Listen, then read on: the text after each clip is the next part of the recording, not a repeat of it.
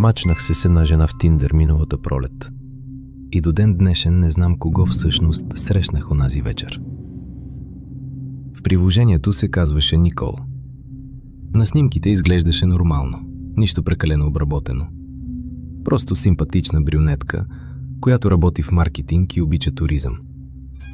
Писахме си няколко дни и тя изглеждаше много земна. Нямаше странни съобщения или усещания.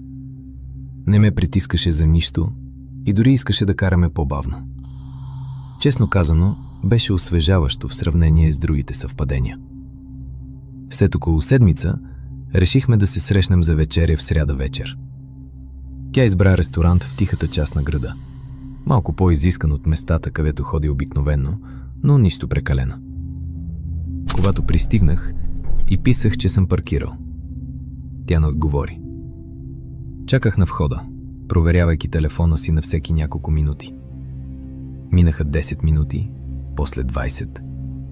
Помислих си, че може да е заседнала в трафика. Писах отново, че съм вътре до рецепцията.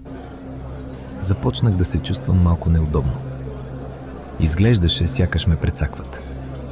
Хостесата ме попита дали искам маса и казах, че чакам някого. Тя ми каза, че никой с името Никол не се е записвал.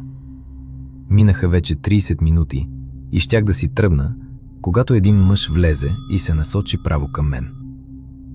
Беше на около 40 и няколко, небръснат, малко пълен, с черен свичър. Попита ме дали съм Тони. Името ми не беше в резервацията, така че се стреснах. Казах да, и той каза, че е братът на Никол. Каза, че тя не се чувства добре, но все пак искала да се срещне с мен и го помолила да ме вземе и да ме закара до тях, защото било близо и не искала да отменя срещата. Цялото нещо вече звучеше странно и затова го попитах, защо не ми е писала. Той каза, че опитала, но на телефонът ѝ му е паднала батерията и не искала да проваля срещата. Тонът му беше спокоен и учтив. Не изглеждаше агресивен, но нещо не беше наред. Попитах го къде живее и той каза, че е на няколко пресечки и че е по-лесно да ме закара, защото тротуарите били заледени. Стоях там и се чудех. Част от мен се чувстваше гадно да откажа. Сякаш тя наистина е болна и засрамена.